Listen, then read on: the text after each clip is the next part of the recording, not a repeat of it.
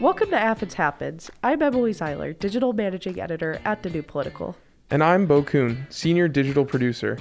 Athens Happens is a podcast brought to you by The New Political, a student publication dedicated to explaining the nuances of Ohio University, Athens, and state politics. You can find new episodes on Monday at thenewpolitical.com or wherever else podcasts can be downloaded. Please note that these views and opinions talked about in this episode do not reflect those of The New Political. This week, we sat down with one of TMP's own opinion writers, Bryce Hoehn, who is also founder of the Third Amendment Club at Ohio University. Hi, Bryce. How are you? Hi, Emily. I'm good. Happy to be here.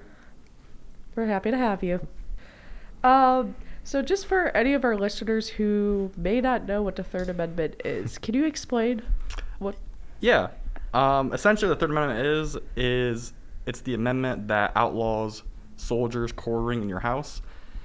This was a big deal during the colonial era, where British soldiers would frequently take people's houses and live in them during the Revolution. And the exact text from the Constitution is, no soldier shall, in time of peace, be quartered in any house without the consent of the owner, nor in time of war, but in a manner prescribed by law. So here at the Third Amendment Club, we are very passionate about defending that right.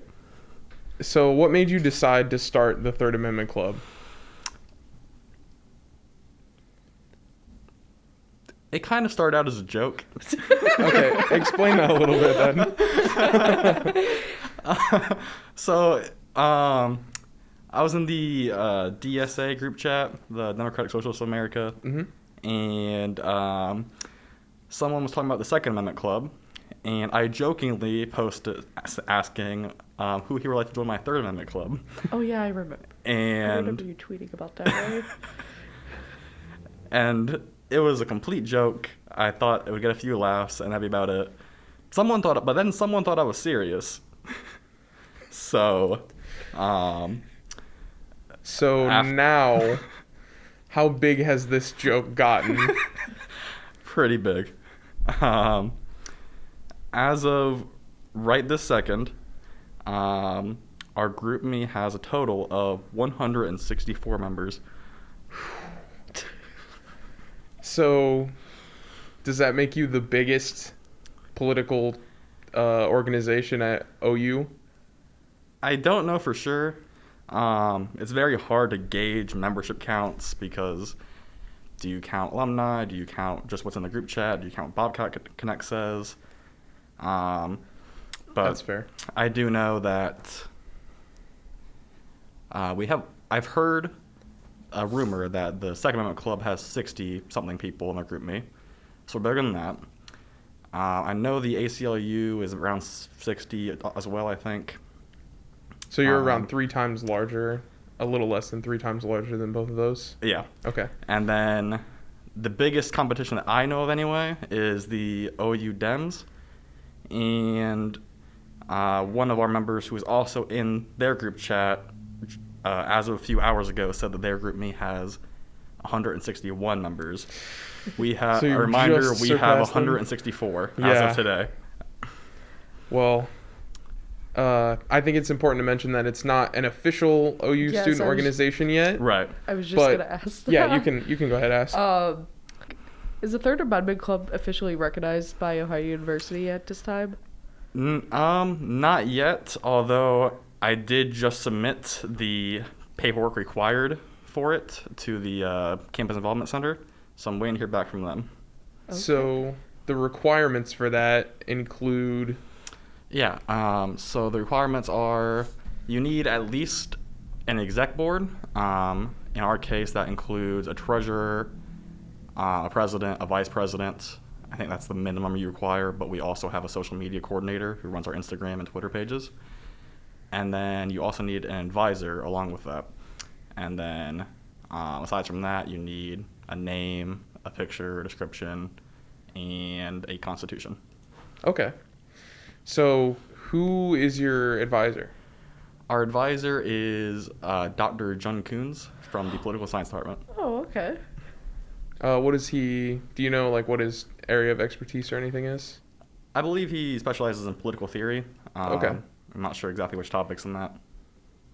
What are your hopes for the future of the Third Amendment Club? I think the Third Amendment Club is, well, it started off as a joke, but we do have both some serious issues that we are passionate about, as well as statements we're trying to make. So as far as statements go, I believe talking about the Third Amendment is a really good reminder of just how outdated the Constitution is, as well as how out of touch the Founding Fathers really are with modern day America. So I think it's just a good reminder that the Constitution is not necessarily up to date. Oh, do you want me to go for some of the serious positions we have?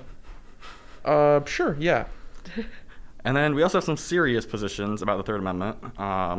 One particular issue we're passionate about is overturning the court case Michelle versus City of Henderson.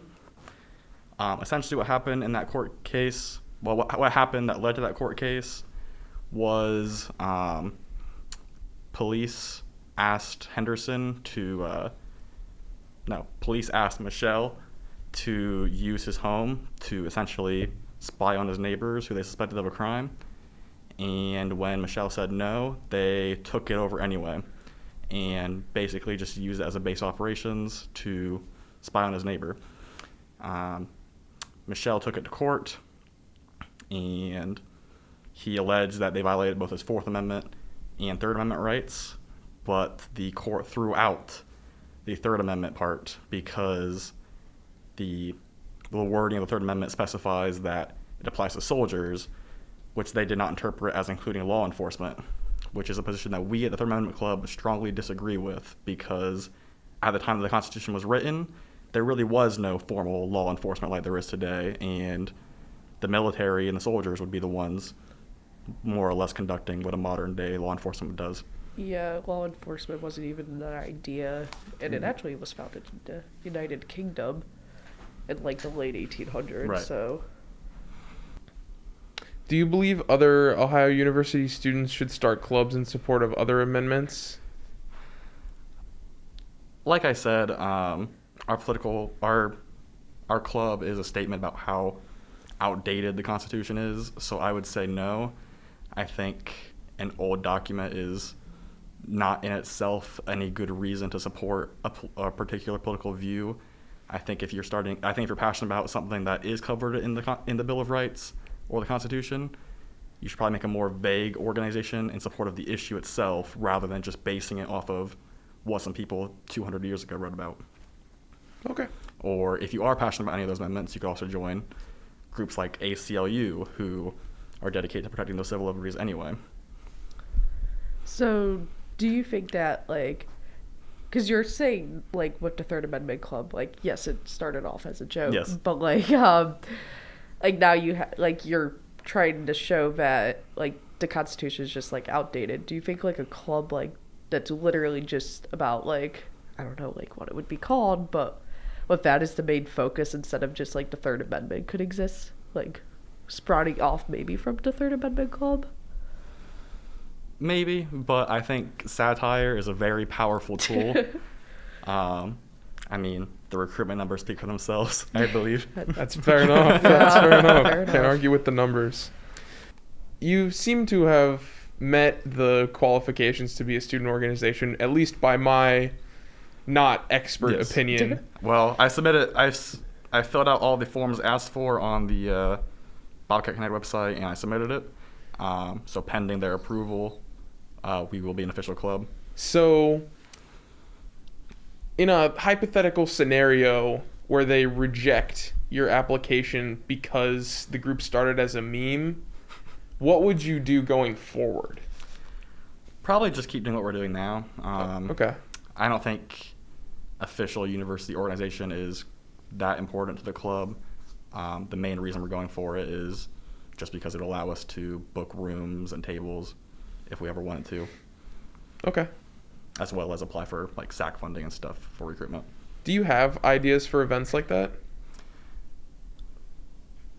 We've talked about doing like meetings, and like some informal socials, but nothing too concrete yet. I've been personally focused on getting it registered all week. Okay. Anything else from you? Yeah, I have no additional questions. All right. Is there anything else you want to talk about the club? You should join it and check out our social media pages that our social coordinator Kara and Claire work very hard on. All right. Thank you for coming on. Thank you. And that's a wrap for this episode of Athens Happens. Make sure to check out thenewpolitical.com for podcast episodes and other content. Thank you, and until next time.